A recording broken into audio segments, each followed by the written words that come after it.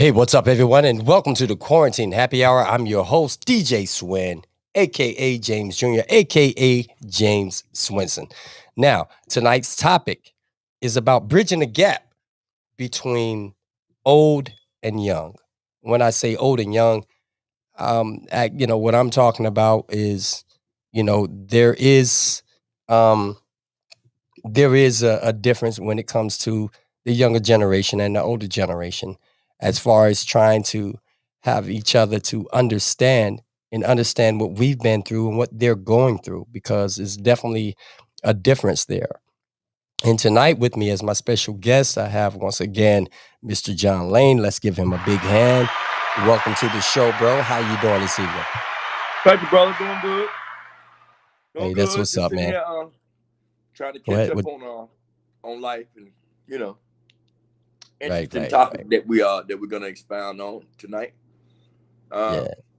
so I look forward to that. Well, so no, basically, we had a conversation earlier, and the conversation that we had, we were talking about one of our nephews and everything. And basically, um, you know, the conversation was that he had done some things that he shouldn't have been doing, and you guys needed to put your foot down, which is what you need to do, as a matter of fact. But and like I was saying, a lot of times in a lot of situations, kids, because of this different generation and the different path that they're in right now, a lot of times they they tend to rebel first. And as a good example, um, what happened with Kirk Franklin, and it was all out in the public.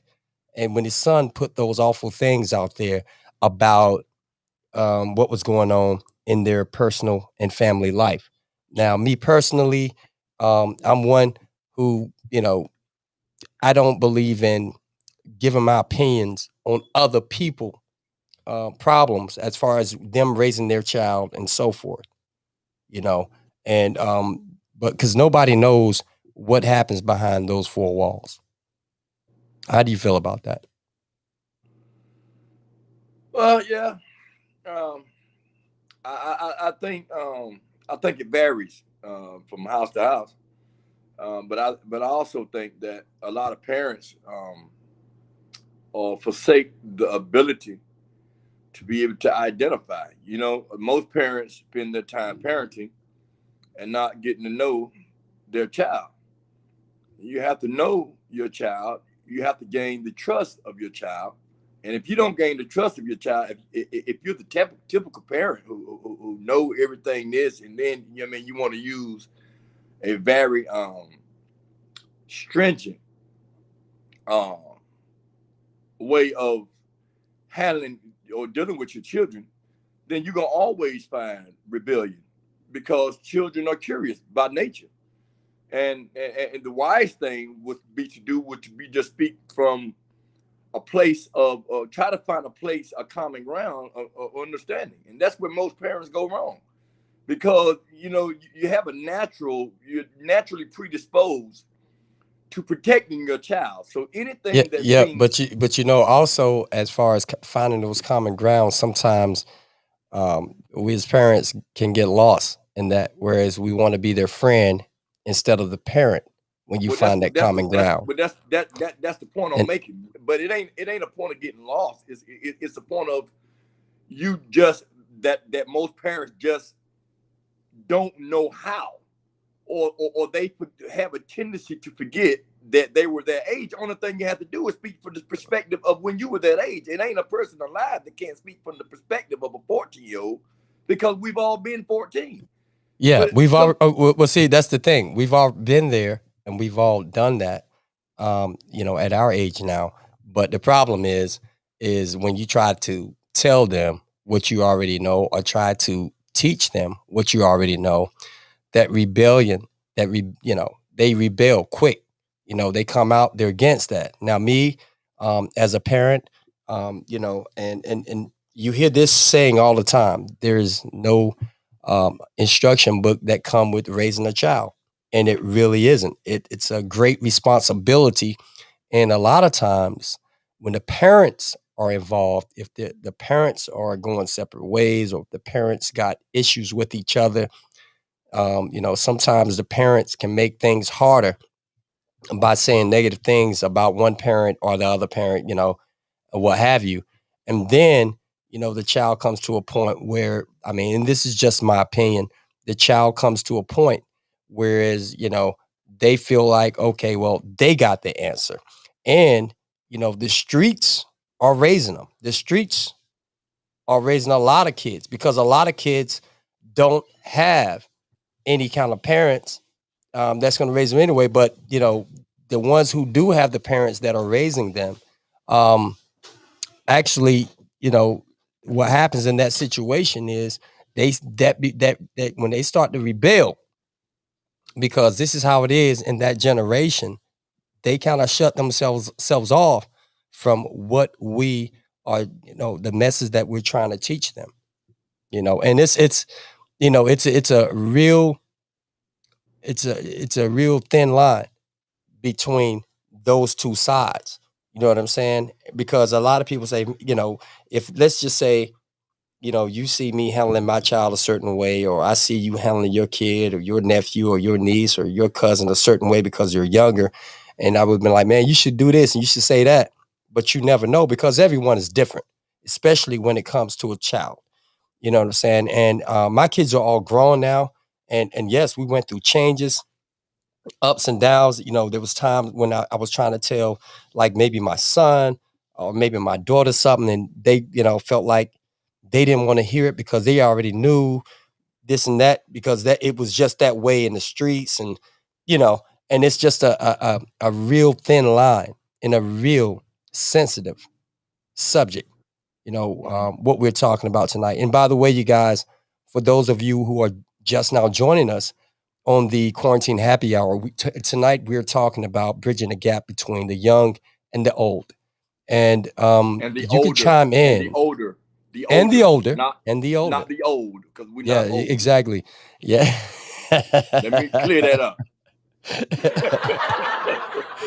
You are a bit old, John. Though you're old Nah, man speak now, for though. yourself. I ain't number Look, 36. when you start looking at me over your glasses like this right here, You hear what I hey, said? old man. I ain't number 36, and I'm sticking to it. All right, but yeah, man. But I just want to let for you guys who have now just joined us to know that you can, if you have an opinion that you want to say, there's a link in the description here, and you can come in and say whatever you have to say by simply clicking on that link right there that you see um, above this video. Anyway, let's get back to what we were talking about, John, and what we were talking about is bridging that gap. Now, I have always said that the internet, all right, the internet highway is a gift and a curse. And this, I mean, what's going on with the kids today, even with the music, and people can't understand the music. Listen, man, you're gonna have to try to understand because this is what they are choosing. And this is just the way of the world now. And I mean, the music is different, and a lot of people call it the new kind of rap, mumbo jumbo, but it is what it is. Hey, it's different. Back in the 60s, and 50s, when rock and roll came out, you know, the older people were talking about, you know what I'm saying, that this rock and roll was trash and it would never, it'll never stick around, it'll never be there. And, here we are, years and years and years later, decades later, it's still here. Just like hip hop, it's still here. It's not going anywhere. When we were kids, when it came to hip hop, you know what I mean? A lot of folks were saying, oh, they calling people bees and all kinds of stuff like that. Um, it wouldn't last long. They even sent it through the White House got involved, and FBI and everybody, all these different entities got involved with what was going on. And nothing changed, but this is the way of the world. So we have to know how to bridge that gap. We need to know how to talk to our younger folks. We need to know how to bridge that gap because of, how we used to fight. They do it totally different now. A lot of them do it with guns, especially in the hood. You know what I mean? Now, John, I know you can speak on that. Well, I can speak on a lot of things, but I want to go back because we're kind of jumping around a little bit. I want to go back I'm to the sure you first can thing. speak on a lot of things, bro. Yes, you can. I know that. Yeah, I But want I to. want you to speak on that right now. Okay, but slow down for a minute. I'm gonna go back to what you said about the streets raising the kids. Parents have a responsibility to the children to do the best that they can to keep them out of the streets. Now, you can believe anything you want to believe, but I don't ascribe to the mentality that it is what it is. I don't believe that because else you wouldn't have single parent homes that raise successful children. You wouldn't have fathers Absolutely. that are not married to the mothers of the children, but yet you still raise a successful son. The biggest thing about raising children, especially male children and female children, is learning to identify with that child. You have to stop being a parent all the time. You can always, this being a parent is a 24-hour job, but you also have to find a way to relate to your child. I've never had those problems. I've always been the type of dude that's being able to speak to any young person. You show me any young man that's struggling with anything, and I will give that man a way to express himself to an adult, to somebody who can understand, identify, and come to some type of conclusion that works for in the better of the young person. Because at the end of the day, that's the most important thing. And so the streets don't have no business raising our children. A child, even young men, are going to listen to the loudest voice in their ear. Okay, but And if the okay, loudest you voice in absolutely. their I ear, agree. let me finish my point. If the loudest voice in their ear is the streets, then that's what they're gonna hear. But if he got a more respect for his father than he do for the people that's around, or the person, his mentor, than he does for the people around, that's gonna be the voice that he heeds. And I'm not talking through what somebody said, I'm talking through experience. I feel you. I feel you. I mean, and I have to chime in on that. Basically, what you just said. Just being a parent myself, and one thing that I've learned is the fact that yeah, you do have to get on your child's or your kid's level through understanding. You have to have a relationship of understanding with your child. On the same token, it's not necessarily that friend part because a lot of times when I've seen parents who have become friends and they're more friends with with their child than a parent. You know what I mean? And that's a hard bridge to gap too. Being on that level, but knowing better on what to teach that child and how to relay that message to your child. So, I agree with you 100%. I'm not against you. You're absolutely right, 100%. But on the same token, if you don't want to get in your kid's ear and you don't want them to rebel, you know, you got to start really at an early age. You Of know, course.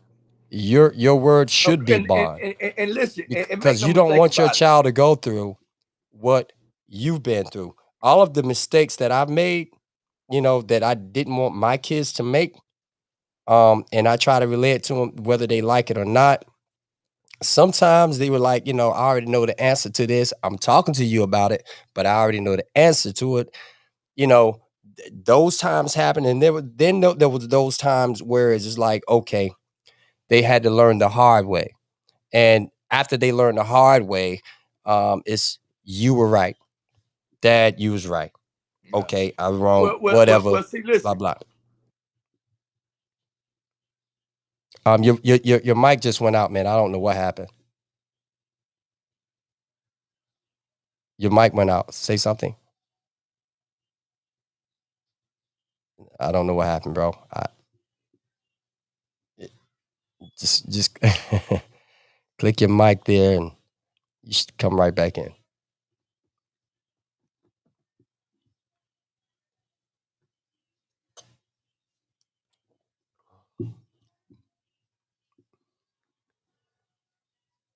Sure can, man. There should be a little. Click your mic. There's a little round circle there.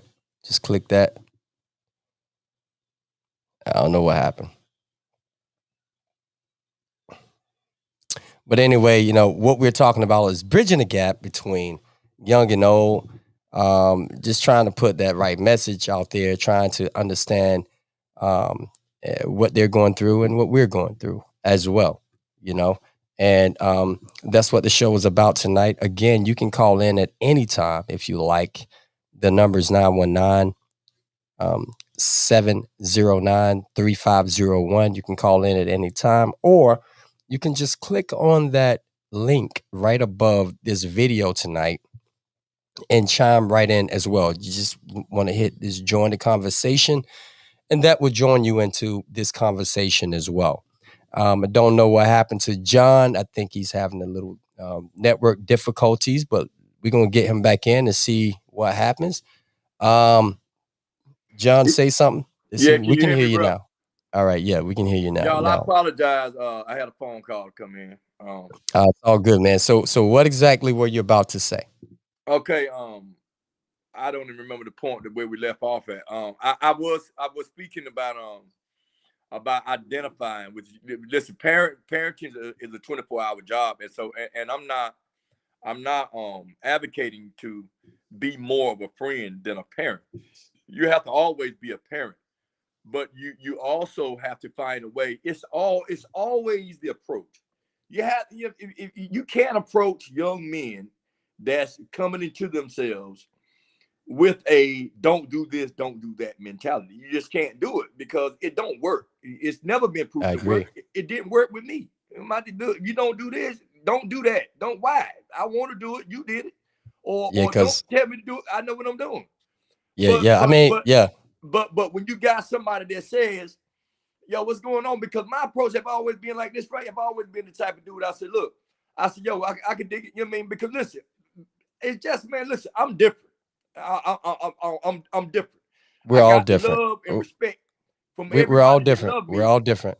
We're all different, but we're talking about bridging the gap between the older generation and the younger generation. And the reason that I'm much more effective than the average person is because I speak from a place of understanding. I have yet to find, let me tell you something. I am the founder and I am also the president of a nonprofit organization called the Glock Down Movement. And the Glock Down Movement is made up of all young, new generation individuals who have the power to control the narrative in their neighborhoods. Without expounding too far on the premise and the objective of my nonprofit organization, I said that to say this: I have a plethora of young people that surround themselves by my with me, and we constantly and we associate and we talk and we build because they can identify. They know that I can identify. If, you know, it's one thing when you go to an older dude and you talk, and then he speaks from a place of pedagogy, for lack of a better word. You know what I mean? He's teaching, as opposed to you're speaking down to an individual. And nobody likes being spoke to and, you know what I mean, spoken down to. And so I don't speak down to him. What I do is I'm right on that level because I've been that dude. I've been, listen, what the very things that plague our society today, there's been a time in my life where I've been that individual. So I know what it looks like through their eyes. I know why you want to do the thing that you want to do, but here's your alternative. That's the difference between me and most people. Here's the alternative that somebody didn't tell me that you could have had. You could do anything, and there's other ways to succeed in life without having to take roles that would not be beneficial to you. Yeah. Well, I can relate to that too. You know what I'm saying? And I'll be the first to tell you that I'm definitely not the one to say I have all the answers when it comes to bridging that gap. But I will tell you what I do have is the knowledge and experience for my younger brothers and sisters, to share with them what I have been through, the things, the roads, the paths that they're beginning to take, and so I agree with you 100%. However, You know, it's that part whereas you should know. I mean, you speaking from um experience, your father, okay, our father, um, was a man to be listened to, a man to learn from.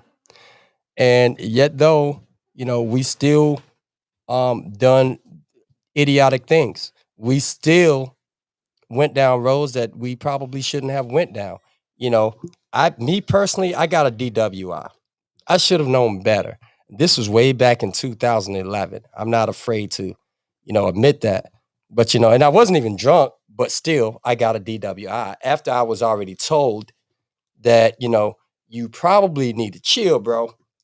You doing this and you doing that. And I did those things at that time. I didn't listen. And it's kind of hard when you like, I have, you know, kids, and I'm not going to say any names, but I preach this over and over again. Will they listen? Maybe, maybe not. You know what I'm saying? But again, and that's and we have a good, I feel like me and my kids have a really good relationship. Whereas, yes, I am your friend when you need me to be your friend.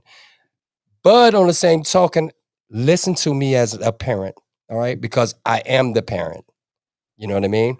So, that part when it comes to as far as bridging that gap, and then too, the music now, as far as the message in the music, we've talked about this too before, bro. Um, the message in the music about, no disrespecting women, about how much money, it's all about how much money you got, how much flash, how much swag you got, this and that. Mm-hmm. Really, what I tell most young men now and most young ladies, it's a package deal. Your education, and even if you don't go to college, there's other ways of making money at a high level without even going to college. You know what I mean? But that comes first. If you don't put that first, because it's all a package deal, all that other stuff comes along with that. Put that first. But in putting that first, you need to also prioritize your life. You know what I mean? And too many times a day when I'm trying to, share something with the younger generation, they really don't want to hear that part. Now, let me ask you a question, John. Why do you think that is? Well, it could be a number of things, bro. Again, approach has a lot to do with how they respond. I'm telling you, approach is everything. No matter what it is that you're doing, no matter who it is that you're talking to, it's all about your approach. You know what I'm saying? When you gain rapport with people, and people feel comfortable in your presence, they have a tendency to speak more freely, um, because they feel a kinship with you. And so, with that being said, um, you're gonna always have people that's resistant to information, and then you're gonna have those who will listen. Well, But well, what was all right. I'm gonna give you a good example. All right, so just about, I want to. Well, what happened a couple of weeks ago with Kirk Franklin and his son. I brought that up earlier, but I want to get back to that. What happened with Kirk Franklin and his son?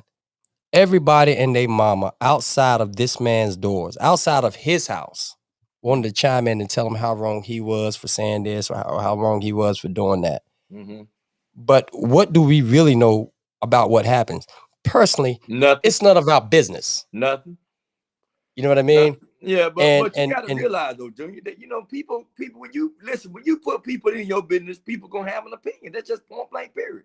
That's one of the downfalls of one of the drawbacks from social media. You know what I'm saying? If you put yeah, yourself on social media, and you know what I mean, and for the world to see, people gonna have opinions about it. It don't make him right. Listen, when people cast judgment on you about, man, that don't, I don't lose no sleep over. Again, that's the gift and the curse of social media and the Well, internet. listen, And let me say this. I said, I said that to say this. You know, I see young ladies, I see young men out there doing things that, you know, 10 years from now can be looked back upon. You know, a lot of places that you go and you apply for a job now, they check your Facebook page.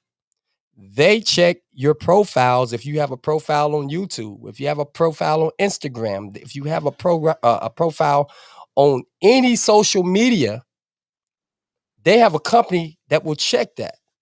So if you're doing something out there, like let's say you know you're a respectable young lady, but you're doing something out in the public eye, whereas 10 years from now you might be like, well, that's how I used to be.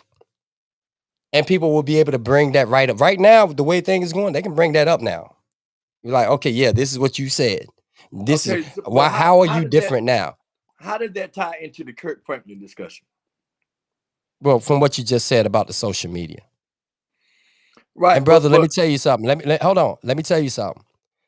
Before we go there and open up that can of worms, understand what I was just saying. Just keep up. Just keep up, because we're talking about social media right now.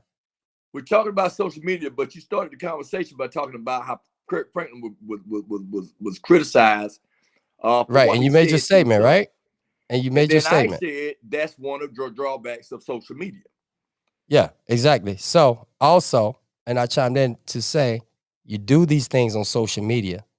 What do you expect to happen? You see what I'm That's the saying? point that I was Now, making. But 10 you years went from on. now, if that same kid goes back and like, yeah, I love my dad, this and that. Social media, they're so nasty out there right now. They'll bring that up like, yeah, they'll put it on TikTok side by side. He talking about he's not. Listen to this. You know what I mean? And make a joke about it. You feel me? Yeah, but I think the biggest uh, I think the biggest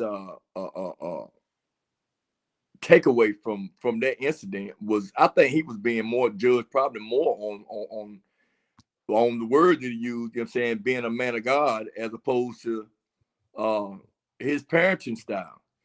A lot of parents agreed with him and said he didn't do nothing wrong. You know what I mean? But then you Well, had well, people that it trying. all goes back to, I think you was on the show last week too, and you said, let he without sin That's the cast first the first stone. That's right. stone. Yeah. So I mean that should be totally irrelevant of It should be, what but somebody has to say, because I don't care who you are. You mm, press that button. You press that button. that's right. You know what I mean? That's right. You gonna get you gonna get that particular person to come out. That's right. And I'm Of sure that anybody. want to come out the way that he came out, but Of anybody. he pressed the button. You know what I mean? And we all have our buttons. Mm-hmm. You know what I'm And they saying? just certain things. A father ain't gonna let his son talk to him any kind of way. Let me be clear now. Exactly. You know what I Exactly. mean? Either you can be the parent or you can bow down to social media. Yeah. So I mean, which goes back. I mean, like I said, it's a gift and a curse, because social media can do a lot of good things. It can do a lot of bad things. Mm-hmm. You know what I mean? But again, we are trying to, the conversation is about bridging the gap. Again, y'all, the phone lines are open tonight. The number is 919-709-3501. You can call in live now. Also, above this video right now, there's a link up there. Even if you wanted to just chime in briefly and say whatever it is on your mind, you're welcome to do so. All right. Because this is the Quarantine Happy Hour. We are unfiltered. Say what you say whatever you want to say. You know what I Speak your mean? mind. I'm not trying to sugarcoat anything, because it is what it is. I have kids, I have nephews, I have nieces, and a lot of things that they do, I don't agree with. You know what I mean? But I can only tell them so much. Either they will listen or they won't listen. Plain and simple. And Yeah. that part I do know about. Well, yeah. But I guess our biggest challenge is never to stop trying. You know what I mean? Because Yeah, we can't. they may be some things that I can't prevent, but my job as a parent and as a leader of the younger generation is to try to prevent whatever I can.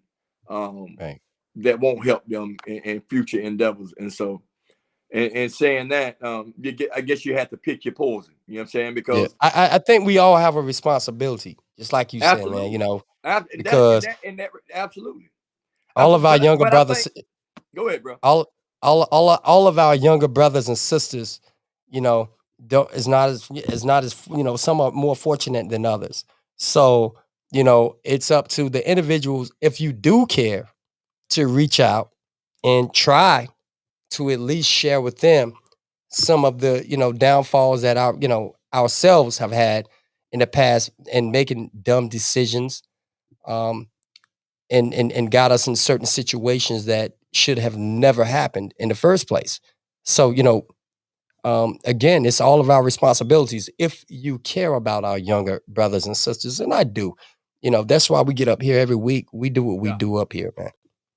Yeah, absolutely. And I second that. It's,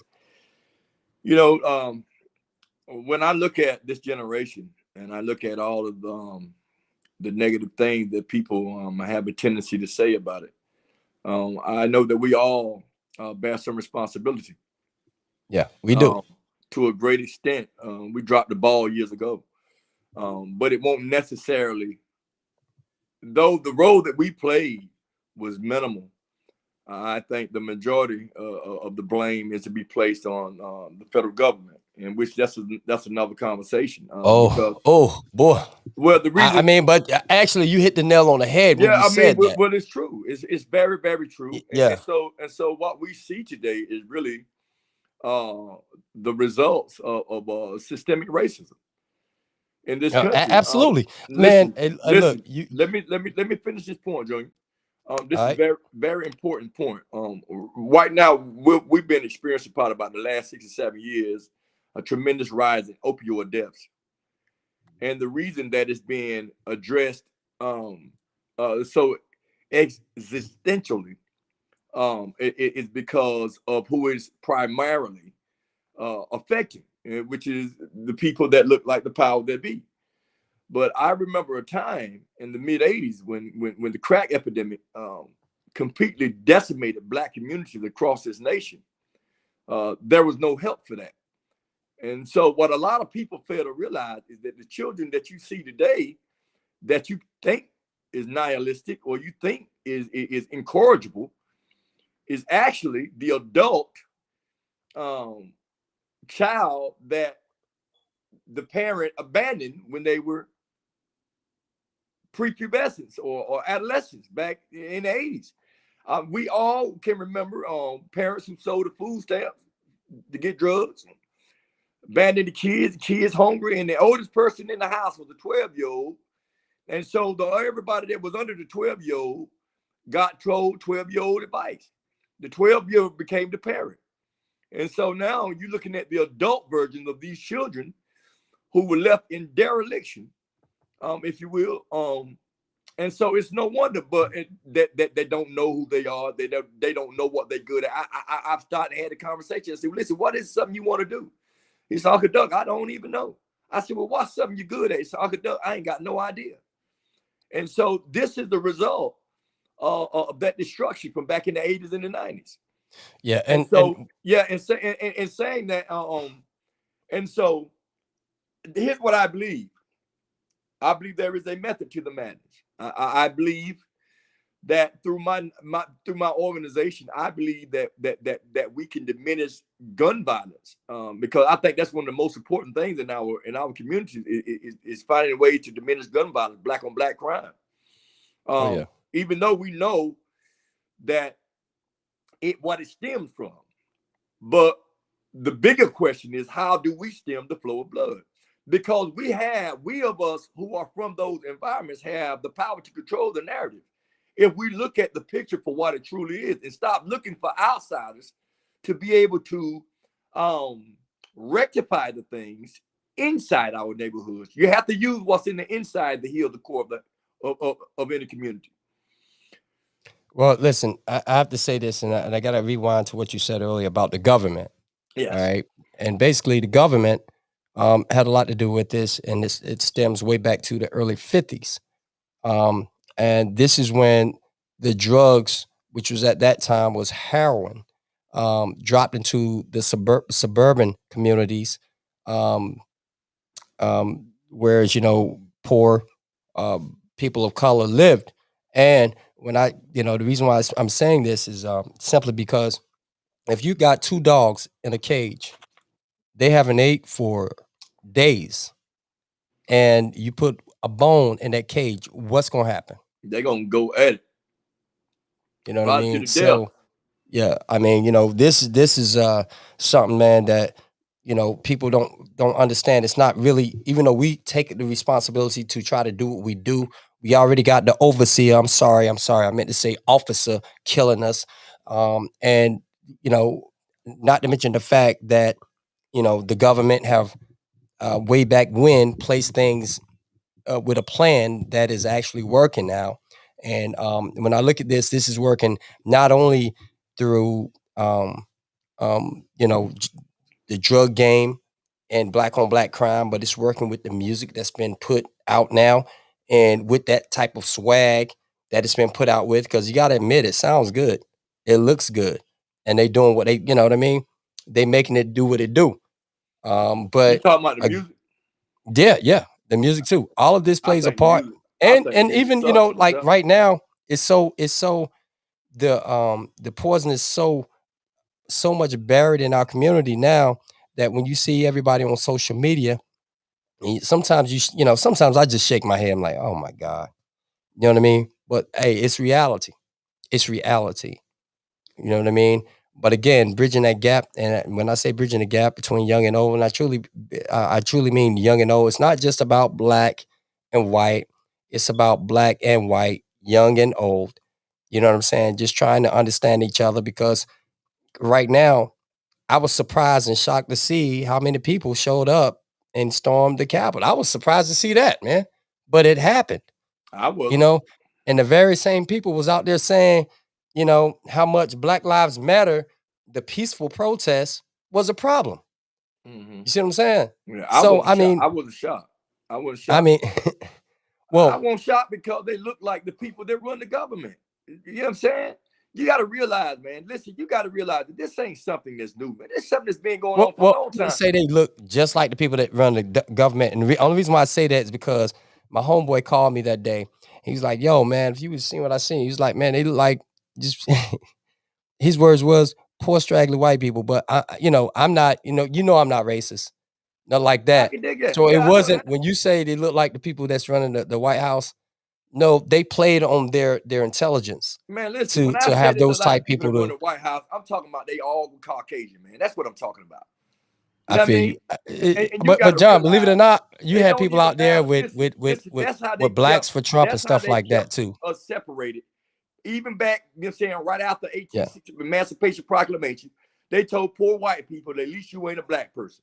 And this is what made so much acrimony. This is why, you know what I'm saying, the relationship between poor blacks and poor whites was so acrimonious, because they painted the picture that blacks were going to take their place, knowing it the whole time they was. So they always were predisposed to being partial toward the people that looked the most like them. Why do you think during World War II, even though we were being attacked, we were being brutalized by Germany, we didn't drop an atomic bomb on Germany? They dropped an atomic bomb on Hiroshima. But Germany is the one who initiated the war. Why? Because Germans looked like they did. That's why. It was easy to annihilate or try to annihilate a nation of people as long as they didn't look like them. Yeah. That's what I'm Well, saying. That's the reality of the now that I situation. mean, now that we're talking White about privilege is this, a real we thing. might as well bring up the topic.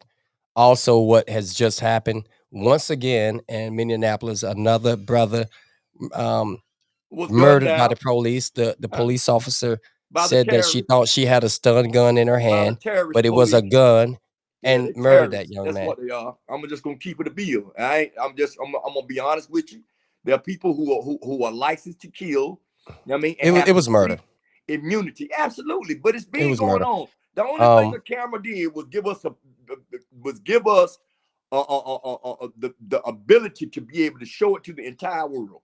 That's the only. But see, listen, you got to realize that when these phones were made, they never intended for these cameras to be our allies. Because this is something that we've been bloviating about for over 155 years since the Yeah, well, Emancipation well, well, well. Proclamation. You know what? When Rodney King, the thing happened with him, we had the video cameras. We didn't have our phones, but yeah, I mean, and I think I want to say it really started with that, with the Rodney King beating. But I mean, and here we are now. This man, he's literally in Minneapolis in court right now, and this happens in Minneapolis again. That's it's almost like they're saying, and we will continue to do what we have been doing. Yeah, okay. This So is so the question becomes this right here. Because they're not gonna stop. So from your opinion, because I have my own, what do you think it takes to resolve this free for all on black men in America, considering the police department and black communities?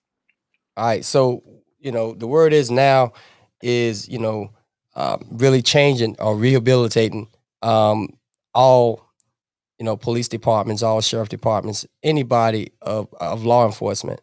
But the thing is black people only make up 12% of the United States.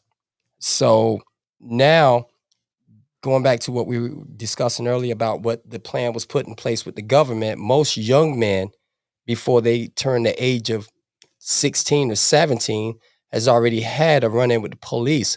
A lot of them aren't even able to qualify for a job like that in law enforcement because of something that was done as a young person. Now, with that being said, it makes it hard for young people in the younger generation to actually even want to pursue a career like that because right now, if you think about it, the only thing they see on video now is the murdering of young black people, the harassment of young black men for no reason. Yeah, but You know this, what I but mean? listen, but it's For an no age, reason. it's an age-old story though. Listen, Oh, it truly is. before these cameras started playing, man, we been getting harassed in black neighborhoods. You could be walking down the street in a black neighborhood and get stopped for nothing. They being accosting us. This go way back before me and you were even born. Yeah, and it doesn't matter how much money you have either. It doesn't matter how much money you have. And listen, so let me say this right here because I asked you that question for a reason. And you made a very strong point, bro. I must say, and I'm proud of you for that because blacks do make up 12.5% of the U.S. population in this country. But the only thing, and let me be clear, sensitivity training and it is just not going to do it. Let me tell you what has happened. You got some of the most extremist organizations, racist organizations that promote their young to become officers of the law, to become judges in the courtroom, to become senators, to become governors. This is how they control the narrative. This is how they get to express their hatred by becoming police officers. Therefore, that way there is no penalty or to pay. So the only true way to resolve or to at least begin to find ways to diminish the number of black men that's killed and assaulted by police officers is that you have to change the racial composition of the police force, especially in communities of color. You are paid to protect and serve. And so if you cannot identify and see my son as your son, if you can't see my mother as your mother, then there's always going to be a problem. There has to be a separation between doing your job and being humane. You understand? You can't tell me that you have a reason or that you can justify going and snatching a 70-year-old woman out of her car, snatching her, throwing her face down on the pavement, and put your knee on her back. Okay? You can't justify to me stopping a man for a taillight violation, and he tells you that I'm armed to carry, but I'm also registered, and you murder this man with his child and his girlfriend in the car. You cannot justify these things. And it continuously happens.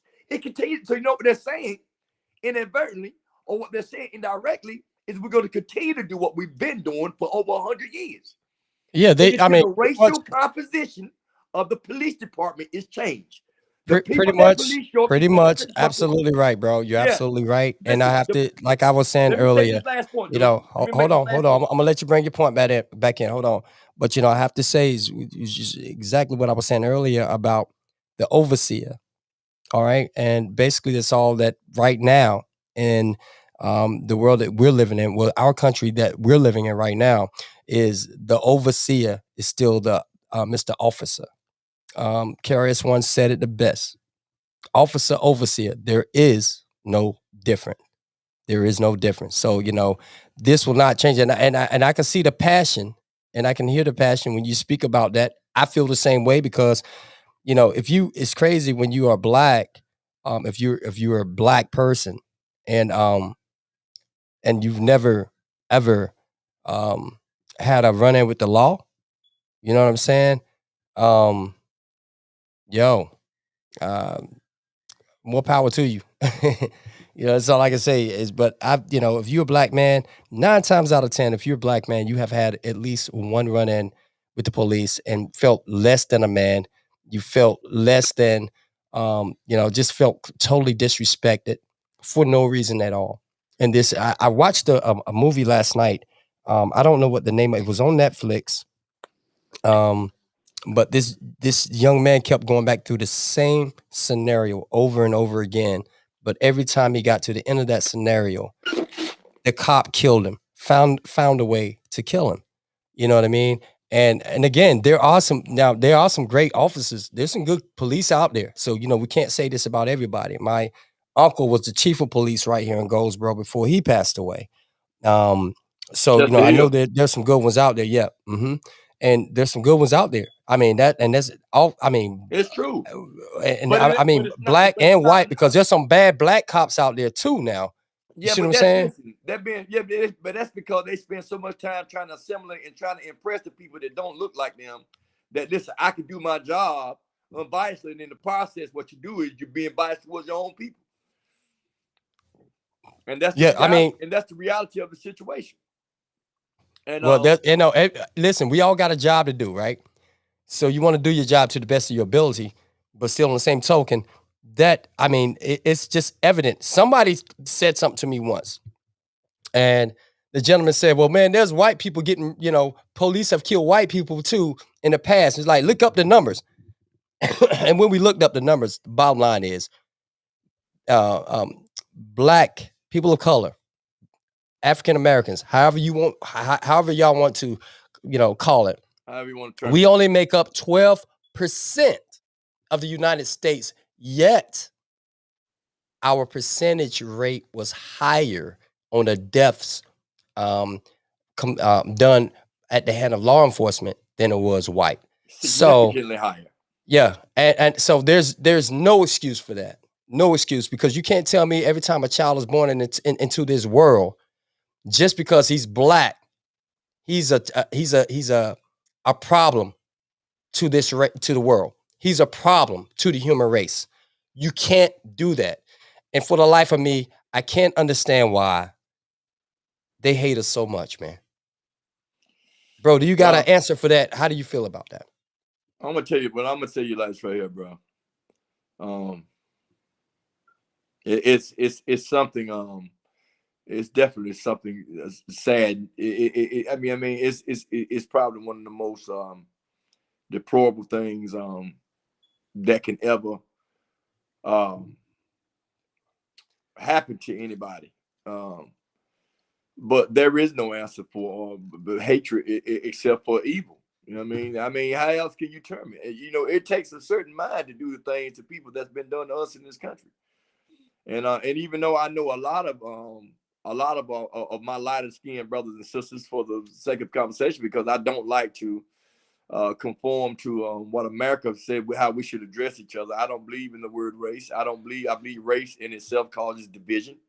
So you don't hear me use black and white because I don't believe in black and white. I think there's some wonderful, awesome people of some lighter, like my lighter skinned brothers and sisters, because the truth of the matter, had it not been for a lot of Caucasian Americans, we may remain in slavery. You know, many of them fought right beside us, and many of them died right beside us, and like people like John Brown died for us.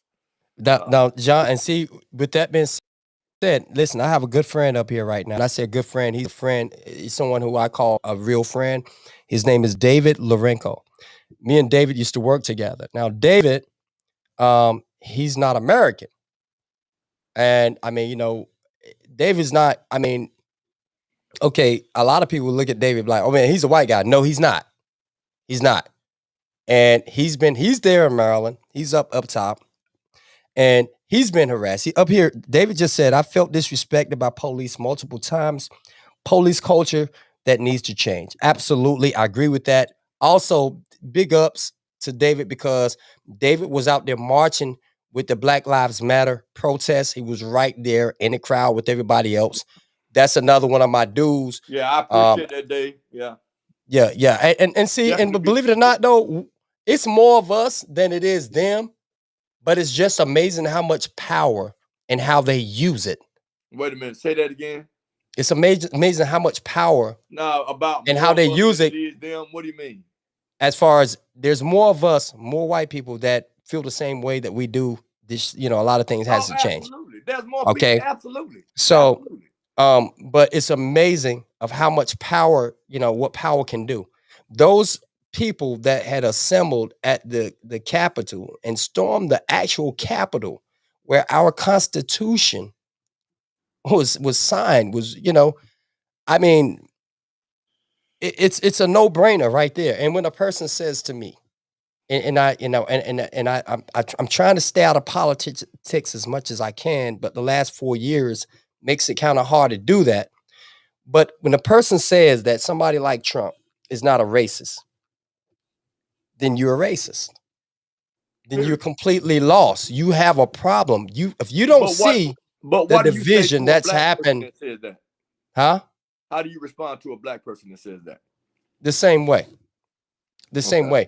But see, this is a person that most black people who voted for Trump are people that are truly don't have a real understanding of what our people actually fought and died for. What our people didn't even fight for, really. They was just murdered for.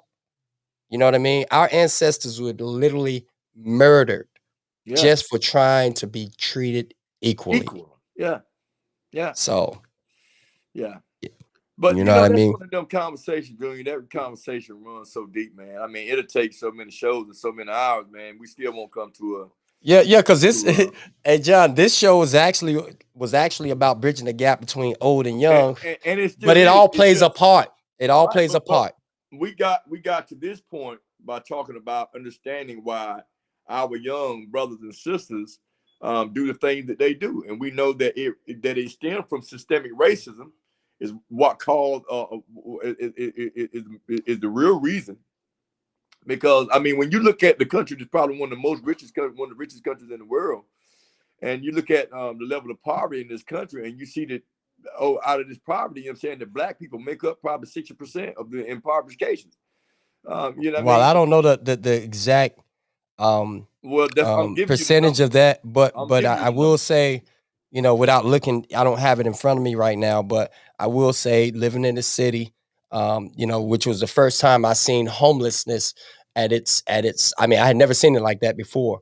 The majority that I saw, I want to say, was probably about 75% black, and the rest was made up of different nationalities.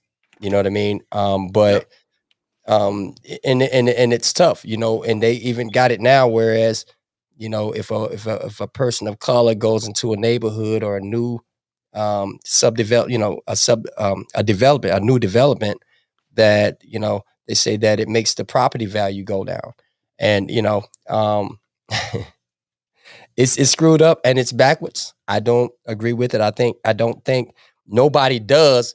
But on the same token, man, again, it goes back to what we were talking about earlier, as far as having responsibility and taking responsibility the responsibility of speaking to our young brothers and sisters, and to change the narrative that's going on right now today in our world. But it's people like the other people who marched along with black people, um, when this George Floyd thing happened, that made me proud to be an American. Number one, to see it wasn't just black people marching alone again. You know what I mean? And I also want to say that when the thing happened with the Asians, um, the Asian people down in Atlanta a few weeks ago, I just want to say once again to them that we get it. We understand, but this is what we've been going through ever since the Forever, first black forever. person Yeah. touched American soil. And I, when they get together and they march, it's wrong, whether that be um, you know, Asians, Puerto Ricans, or what have you. That part in America, the United States of America, has to stop. The reason why I say that has to stop is because that's the problem. And it's not it's not a problem with Mexicans. It's not a problem with um, the black community. It's not a problem with the Asian community. It's not a problem with the. I want to say honestly, right now, that Middle Eastern, or let's go by religion, Muslim, Christians, or what have you community. It's a certain race, unfortunately, that really feels like people being here that's not Caucasian are a problem. And I don't get it. I don't understand it. We built this country together. We should be able to live in this country together. You know, I don't like to get into it with people. I got into it the year before last. Well, yeah, the year before last with a gentleman that called me a nigga. That's a no-no, bro. You know what I mean? That's one of my buttons. That's one of my buttons. Don't call me a nigga. He called me a nigga, and yes, of course, something happened. You know what I mean? Bro, you know how I am. Hell, I know how you are. You know what I mean? That's just one of my buttons. But then to see this going on with another murder that just happened, once again, Minneapolis, right there, doing this big, huge trial, just it was like almost like a dot on the I or exclamation point saying, and you can have him. What's going to stop us from doing this? Right. Right. You know, it's sad, man. It's sad. But bro, I have to say we're getting close to that hour. We got about 2 more minutes. The phone lines are open, y'all, here on the Quarantine Happy Hour. If you want to just chime in, we do have a phone. You can call in live right now at the number's 919 709 3501. Again, the number's 919 709 3501. Or you see that link right above the video there. If you click on that link and just hit join, you can chime right in that way as well. It's two ways of getting in on this conversation. Rondell Sims said exactly what we was talking about earlier. And David Lorenko said respect. Barbara Jones says that's sad. And yes, sis, it really is. But and Barbara said also a lot of police is getting away with the crime that they committed, and they're going to continue to until our government Let me make say the this real quick, Junior. proper changes. Go ahead, bro. They're gonna keep getting away with it until we change the racial composition of the police department, and that's one of the major reasons. That's one of the major key factors that we're gonna have to do. And communities of color should be policed by people that can identify and look like the people of that community. I'm not saying that you have to exclude people of lighter complected people or Caucasian Americans, however you want to term it. That's not what I'm saying. But what I'm saying is the majority of it should be policed by people who look like the people from that community. Because anytime you go in a community, you police people that don't look like you. People come in here and they come in here with an agenda. And we've been seeing it for far too long. Sensitivity training is not gonna do it. Saying you're gonna talk to them, it's not gonna do it, because this is the way that racist groups um um this is one of the tactics or the strategies that they use to be able to exploit and treat people of color any kind of way. And that's just the reality of the situation. So the only true way to deal with it is change the racial composition and make people that commit these crimes more accountable. We have to hold people accountable for the wrong that they do. Because if we do not, there is a strong chance that this country may fall by the same way that it was built. And that's by the bloodshed of its Can I ask you a question? Can I ask you a question? Let me ask you a question. Yeah. All right. So the question I want to ask is this: as far as now, you've experienced some things, bro, that a lot of people wouldn't be able to handle. A lot of people wouldn't be able to do what you've experienced or go through that. All right. So my question to you is this: so is it any different with, let's just say, if a person is in a jail somewhere, do you think that it's any different as far as when it comes to a white correctional officer?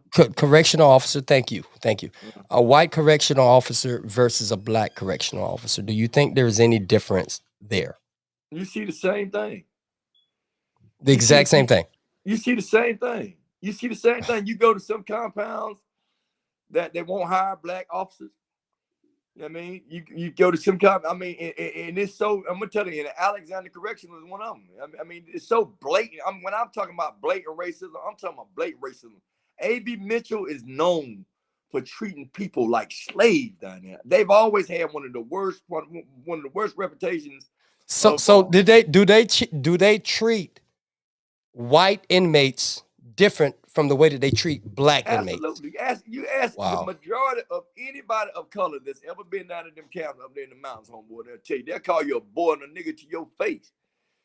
For real. And then they'll get you back there in that hole, because see, ain't nobody can get back there till you can't call nobody. You own their time. They'll do what they want to do to you. And that's when, they killed a couple of bulls up there, probably about 3 or 4 guys up there.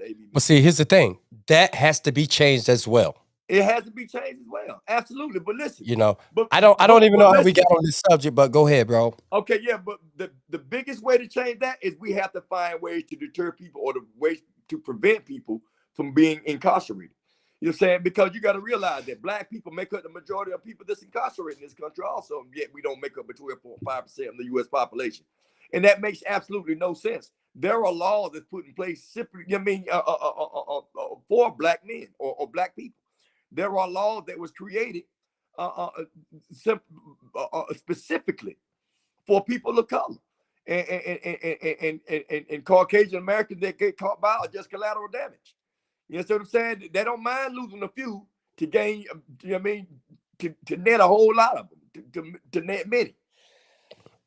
So yes, it's absolutely it's a problem. But the biggest way to address that is for us collectively. Listen to me clearly. We have the power to change the narrative in black communities in this country, but we have to work together. We have to work with the people, with our lighter skinned brothers and sisters. And I'm telling you, listen, there is absolutely nothing. Anybody that's listening to the sound of my voice, there is nothing like the Glocks Down movement, which is the organization that I founded. I have yet to go public because of some things I still need to get squared away. But I promise you, I have dedicated my life to changing the status quo of Black America in this country for the better of everybody. And that's that's respectable that you are taking the responsibility and doing what you're supposed to do. Now, again, tell our listeners right now the name of your movement again. The name of my organization is called the Glocks Down Movement. Glocks being an acronym, which means gaining lives over careless killings. And our objective is to diminish gun violence through economic empowerment. There is a reason that young African-American men do the thing that they do, even down to the gang culture, even down to robbing and stealing, to selling drugs. We already know that the main culprit is poverty. In most communities, that's where you see the highest crime rate is poverty. Which is what we was talking about earlier, as Which of course too, which as is far what we were as talking about earlier. Yeah, absolutely. as far as what the government did way back in the Yes, 50s, and that yes, plan was put together, and that yes, plan is now working, and it's yes. working in such a way, whereas now our young man is out there, our young men are out here, and no disrespect to anybody, to any generation, but when I see a young man with his pants hanging off of his ass, literally off of his ass. When I see an From some ass hanging classics, out man. of some jeans, that's one of my buttons too, bro. I just shake my head. And then not to mention the fact, Yeah, I know grown men. I know grown men that will walk out there in their pants hanging off their ass. yeah. That's ridiculous. And that's just another message that you're putting out to the the more impoverished communities, to let them know that it's all right to act the way they want you to act. No, it's not.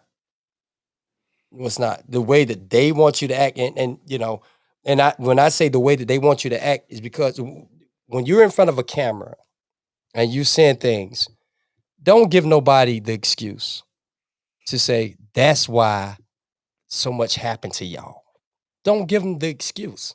Again, bro, your movement that you um have started and that you're working on, hats off to it, because you train men and share knowledge with men on why and what not to do in order to make it in this country, you know and it's a sad, man. It breaks my heart every time I talk about this, and I don't even know how we got over to this subject, but I think it's mandatory that we talk about it, simply Yeah. because that the kids that are listening, are the kids that, if they do hear it, are the kids that we do speak to personally. And those of you out watching, hopefully you take that responsibility too. You see a young man, don't look down on him, but share with him. Try to help him, Share with him. pull him up. Yeah. Yeah, because if But he this don't is know, he don't also know. And you never know. listen. You could be that person or that voice he needs to hear in his ear. Like you said earlier about yourself. And so, and I also want to encourage people that's looking in, man.